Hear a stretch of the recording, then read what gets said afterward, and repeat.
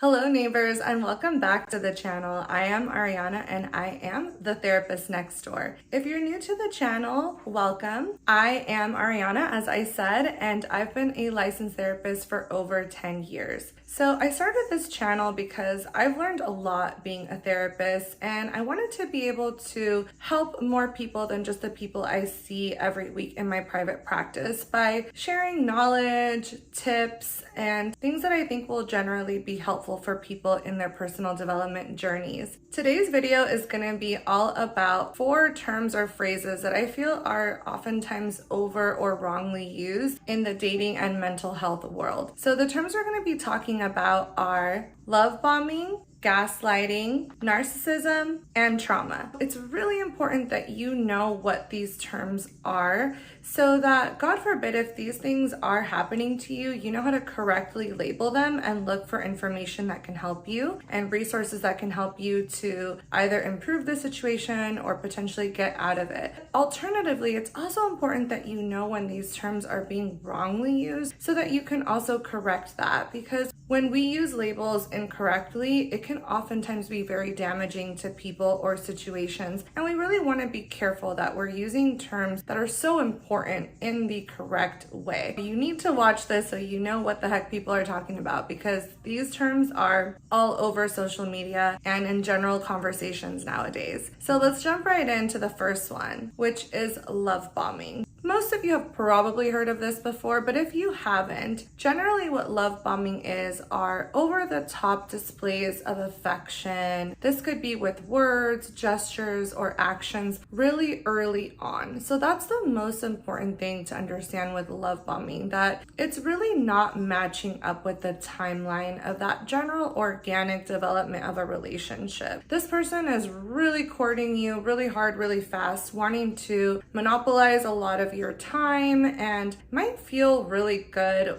initially to have that much attention bestowed upon you, but it can also be really overwhelming. A really good example of this would be the Tinder Swindler documentary on Netflix, which was really popular a few months back. And this is a really good example for you to see kind of how this happens on a really grand scale. Okay, so some things to look out for here is this person saying things like, I've never done this for anyone else before. There may be lots of we talk about the future. We're going to do this or we're going to do that together. Generally speaking, the reason why this person is doing this is because they are looking to have some sort of control. So a lot of times there can be some people that have some narcissistic traits that are love bombers, and they're really looking for something that doesn't really exist. They're looking to chase that high of that feeling of falling in love really quickly. They want to facilitate that in you and they want to feel that for themselves. But ultimately, what they want doesn't really exist. And so you'll see a shift in that once you've already let your defenses down. There's so many good videos and good information on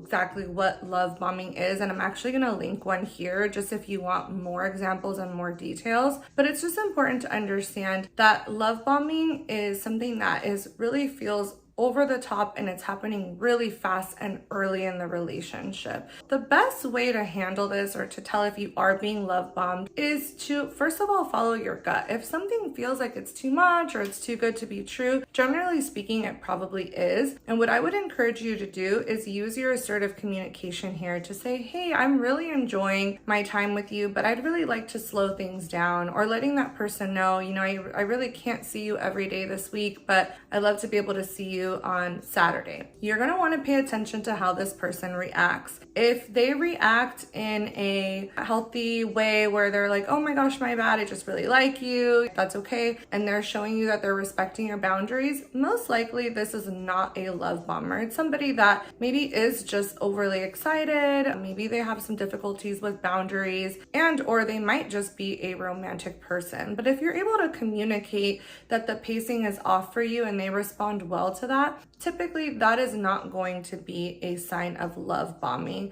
And hopefully you can continue to communicate your needs and preferences with this person, and you guys can continue to make those changes. Now, if the person reacts in a defensive way, they simply ignore your request, most likely you are dealing with a love bomber, and that's probably a situation that you're gonna wanna get out of. There will be an abrupt shift in their behavior, and this is obviously going to be difficult for you to go through, and you may already be like developing strong feelings for this person, and then that abrupt shift is gonna happen, and it's not gonna be something that can foster a healthy relationship, especially if this person isn't able to listen and adapt to what your preferences are. That is a huge red flag. Let's be clear of what love bombing is not. So if somebody brings you flowers on a first date, or they're really consistent and clear with their communication, or they're really upfront with how they feel about you, that is not love bombing. So that's sometimes when I hear it being used incorrectly. I think that a lot of us are just really jaded nowadays with the onset of how much we use the internet to date and social media. There's a lot of things that people have been through that have caused them to be really guarded.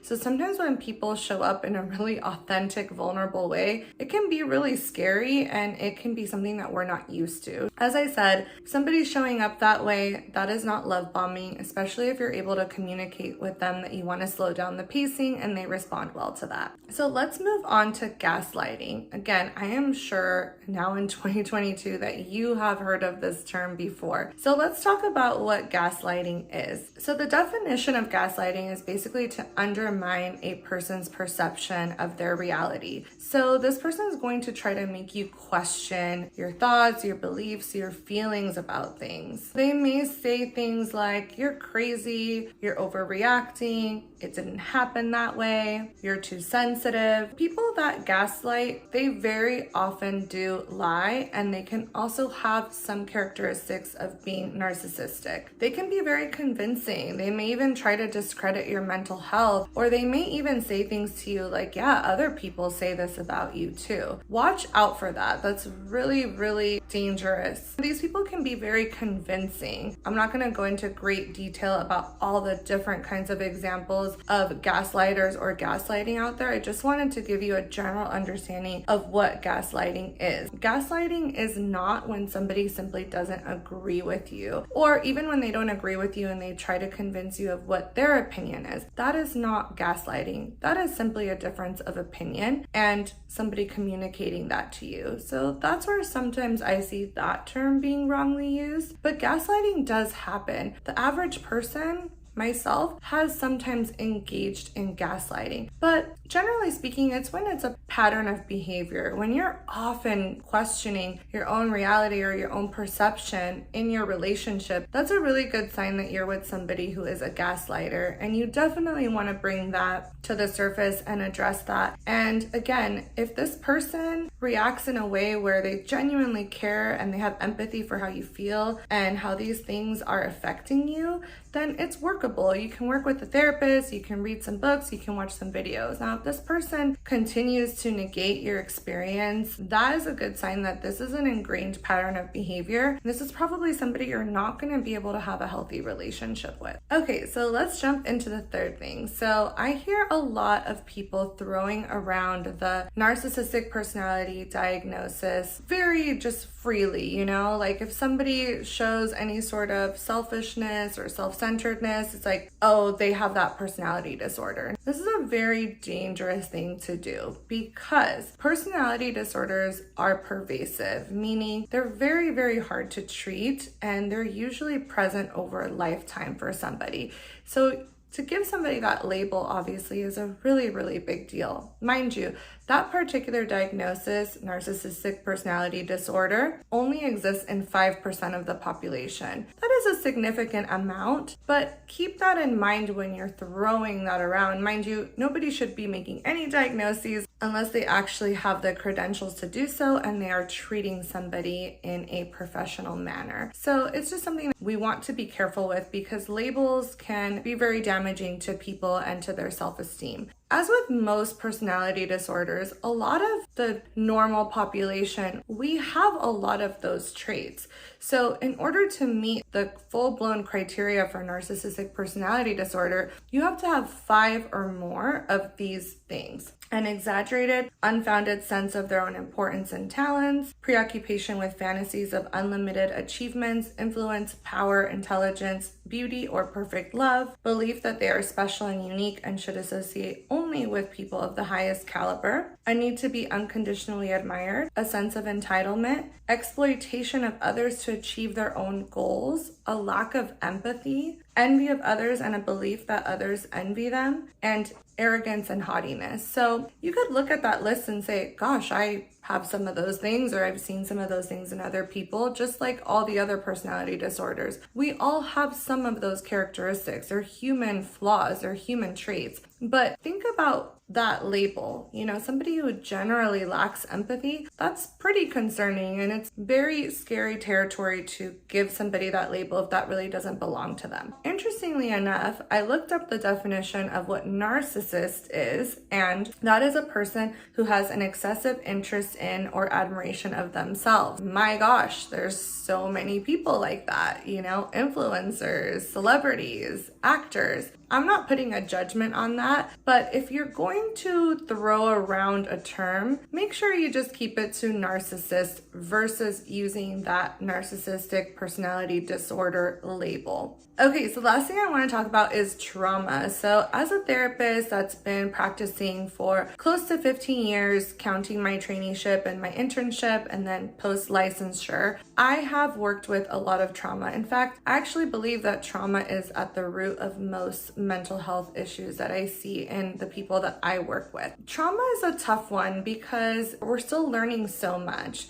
A book I'm reading right now is The Body Keeps the Score. Is I think a really, really great book if you want to know more about trauma, because initially in the psychology world, PTSD came out to basically diagnose and treat a lot of war veterans because they were displaying all these symptoms that a lot of psychologists and psychiatrists didn't really know how to deal with. Over the course of the past several years, we've learned that trauma is a lot more than just being in a war. And there's even a diagnosis that is more specific to children that grow up in homes where they're witnessing different kinds of abuse on a regular basis, and how impactful that is on a particular person's development, even their brain development, even their body, all sorts of things. So I'm not going to do a deep dive into trauma, but I just want people to understand that we cannot say somebody doesn't have a trauma if that's how they feel and that's how they define their experience. Trauma is defined as a deeply distressing or disturbing experience. Another definition, which is more clinical, is a response to a deeply disturbing event that overwhelms an individual's ability to cope, causes feelings of helplessness,